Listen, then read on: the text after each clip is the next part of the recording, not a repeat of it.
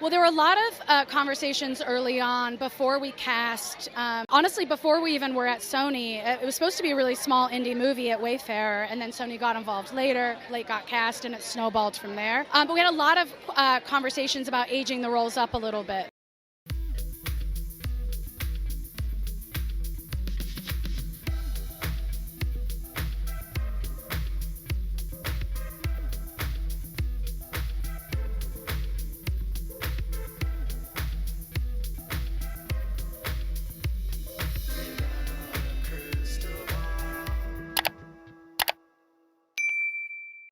Hi, besties. It's Katie from Without a Crystal Ball. It would appear that Blake Lively's rampage of subpoenas has not stopped.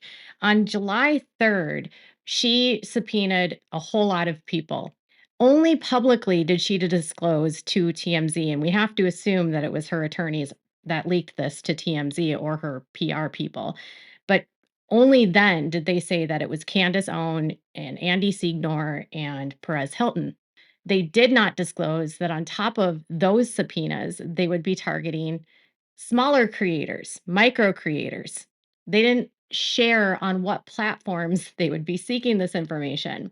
We were notified, YouTube creators, last week about a subpoena where she is seeking our bank account records, which is bananas. And we are objecting vigorously. And yesterday, it would appear that X, formerly known as Twitter, notified 20 Twitter users that their information had been subpoenaed by Blake Lively. What is even more shocking is that these are just random people that started talking about the case on Twitter.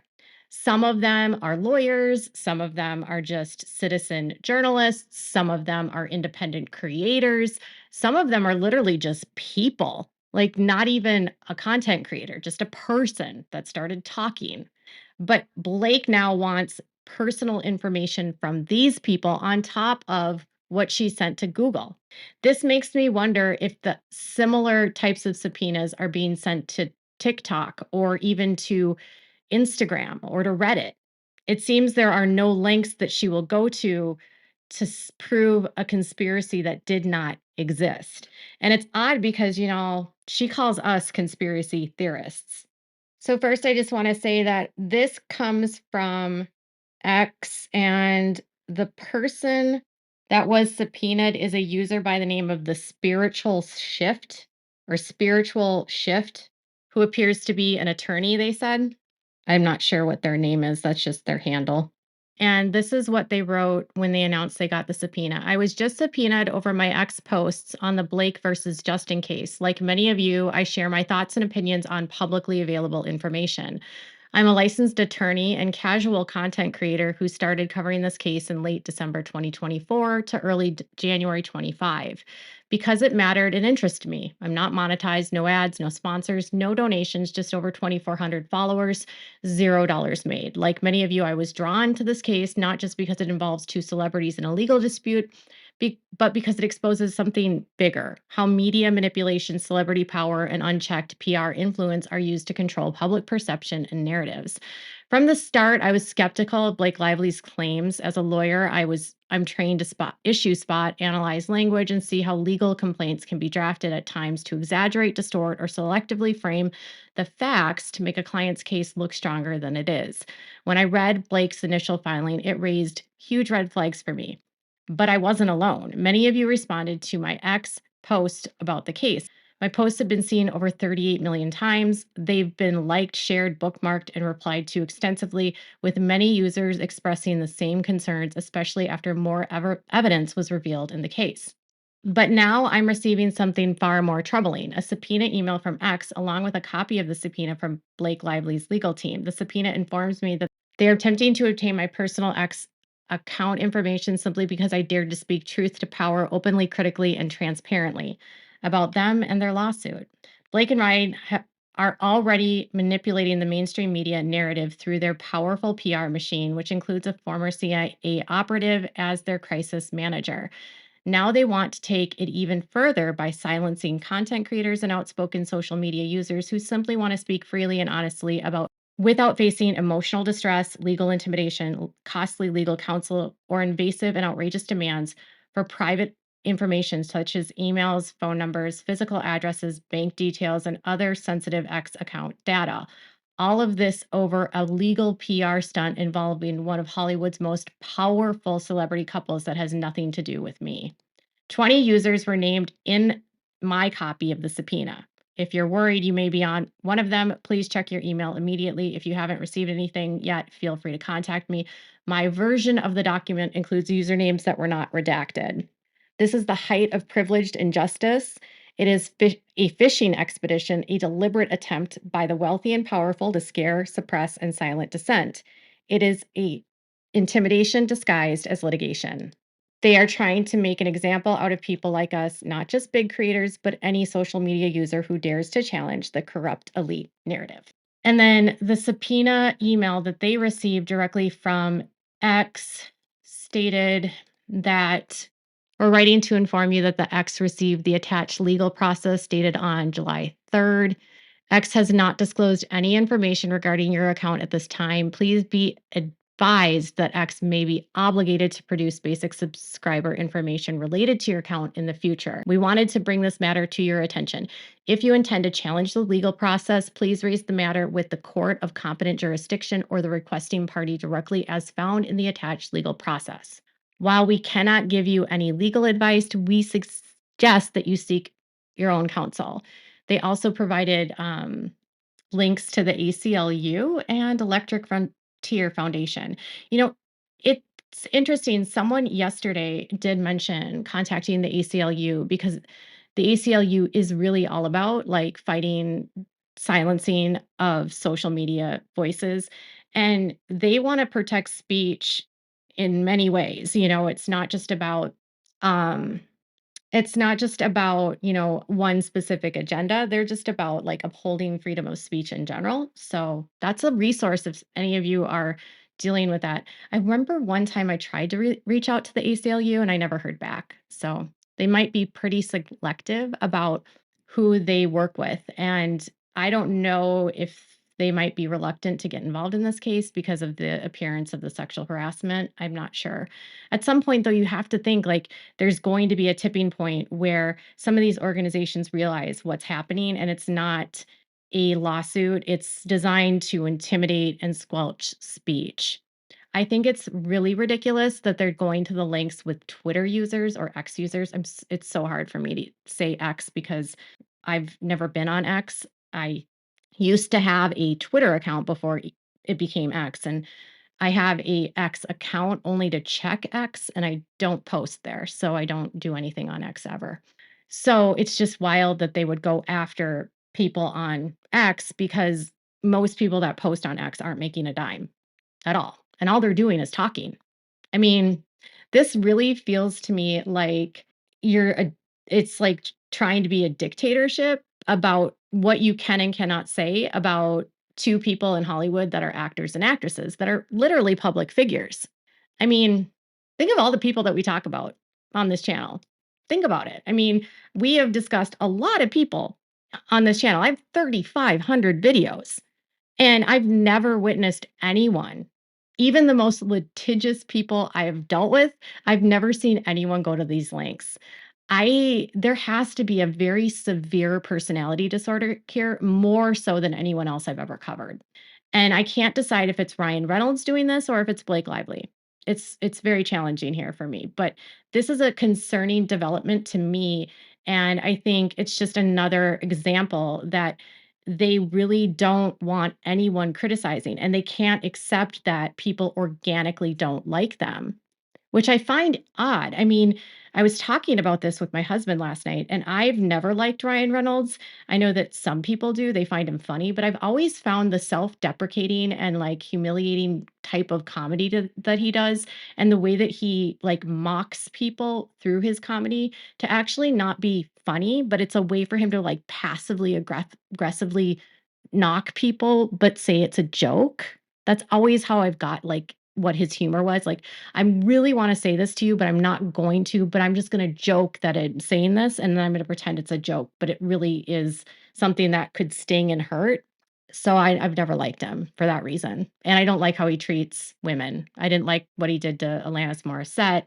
I didn't like what he did to Scarlett Johansson. I just don't like Ryan Reynolds in general. That's just me, and I was, again, never a fan of Blake Lively's, never knew about her really at all. So, what's going on Twitter is super concerning, and we'll have to see if this extends into, like, Reddit or if it's gonna go on to, like, Snapchat or, like, Instagram, Meta. I don't know how big the conversation is on Facebook. I know it's pretty busy on Instagram, and many of us that are on YouTube also are on Instagram. So there might be some crossover there where they're going to go to YouTube instead of Instagram. But thus far, we've received nothing from Meta. And then back in court, Judge Lyman did a mixed bag on a motion to compel for Blake Lively's business records and her financial records. Wayfair had filed a motion to compel, and they were seeking records from her businesses and from her income to show damages and prove damages because she stated that as a part of this alleged smear campaign, her businesses have suffered losses and that her hair care line went dark and that she lost money and revenue in her various booze and hair care line. And she doesn't want to hand over anything. And she told the court that it was really complicated for her to figure out her finances. She also didn't believe she needed to hand over anything related to her net worth. And she said that she shouldn't have to hand over net worth because her issues and her lawsuit has nothing to do with Wayfair getting punitive damages, and she's not seeking like $400 million.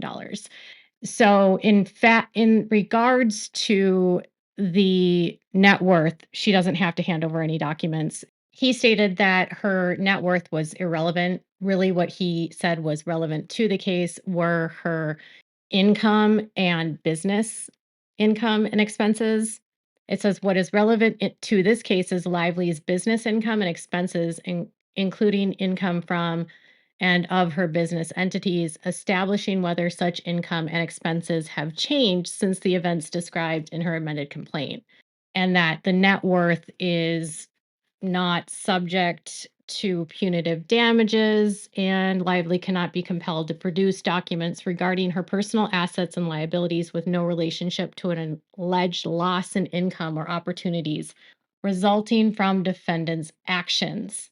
And then he also said that Wayfair handing over their net worth is relevant to her punitive damages that she's seeking.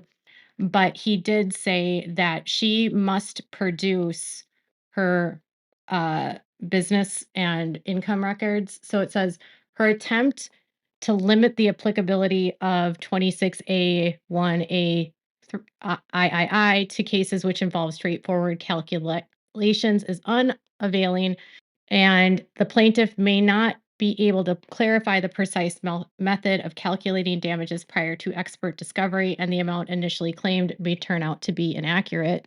But Lively must have some basis for stating that she has suffered economic damages, alleging the negative campaign against her depressed retail sales of Blake Brown products by 56 to 78%.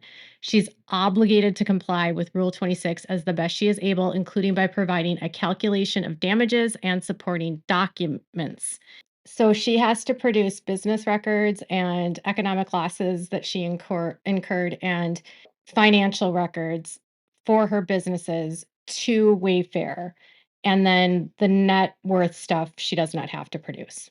So it's interesting that she wouldn't provide any evidence of damages. And I have to be clear that, like, just because someone suffered a loss in income, they have to actually be able to tie it directly to some sort of smear campaign that happened or didn't happen. And we all know it didn't, it was organic.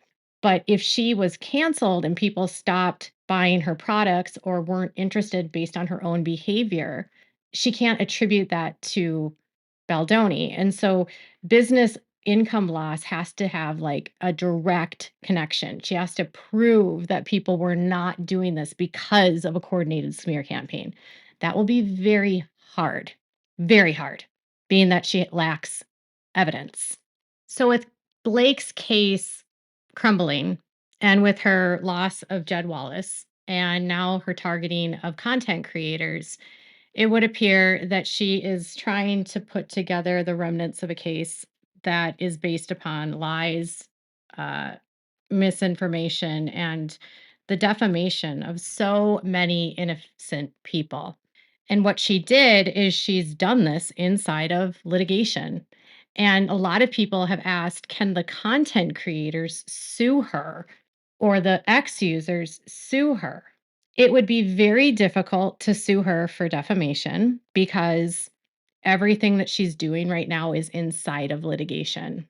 And it's the same problem that Justin Baldoni had, in that we are being told we have done something inside of a lawsuit by her attorneys. And so, therefore, they have litigation privilege. What happens within the court and in court records is considered part of litigation, regardless if it's true or not. And in court, you can file just about anything, even if it's not true. And it's a really big way to spread a smear campaign against someone if you are vindictive and vile, like Blake Lively. And that's my opinion. So, is there a possibility of getting attorney's fees? That again would be extremely difficult simply because there's this rule in America, in the United States, that individuals pay their own attorney's fees.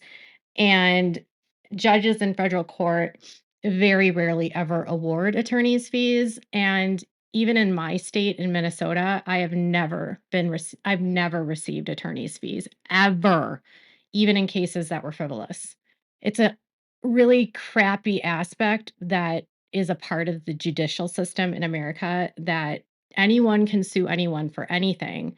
And you, even if you can't afford a lawyer, have to deal with it, right?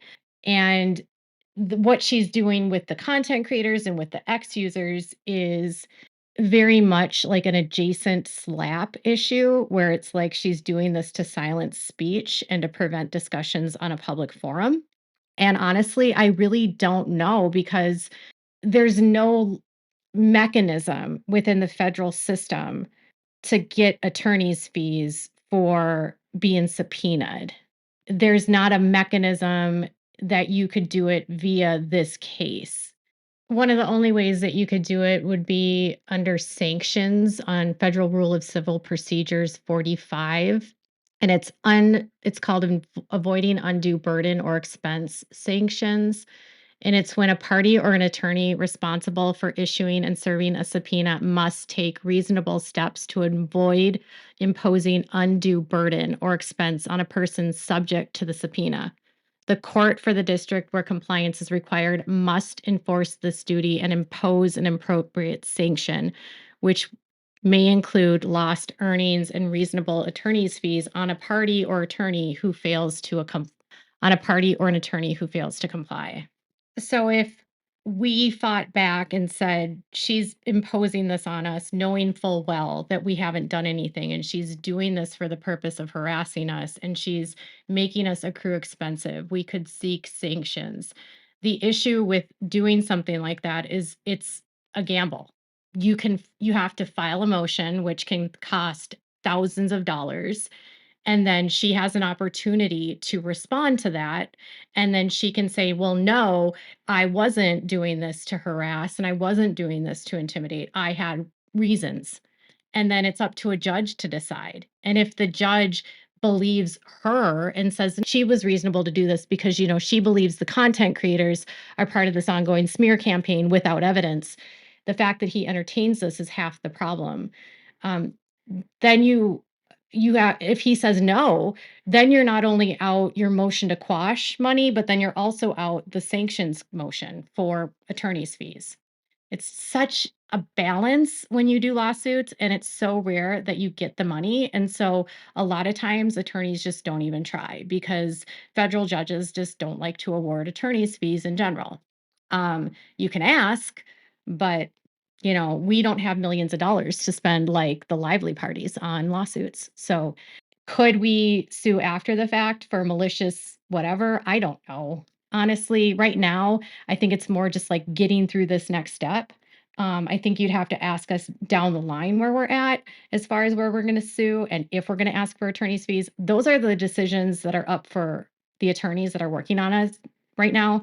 And I will say that there's a group of attorneys right now for the content creators on YouTube that are combining their efforts together and sharing resources. And so those attorneys will put their heads together and figure out what steps to take. But currently, suing her is not really on the table.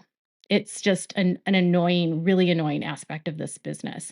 So if you're interested in helping, um, there's very easy things you can do here. Like my videos, subscribe to my channel, share my videos with your friends, comment to help in the algorithm. Those are free ways that you can share, that you can help. You could send super chats if you want, or super thanks.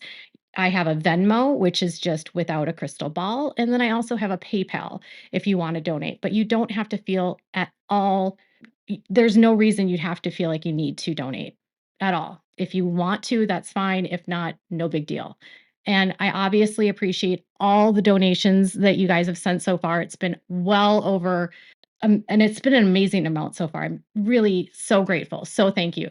Thank you, thank you, thank you. I'm having a hard time on PayPal saying thank you. For those of you individually that sent PayPals, thank you so much. And then if you've sent Venmos, I'm responding to each of them as I'm getting them. So thank you on Venmo as well. So sound off below on what your thoughts are. Make sure to give this video a thumbs up and subscribe to my channel. Bye, besties.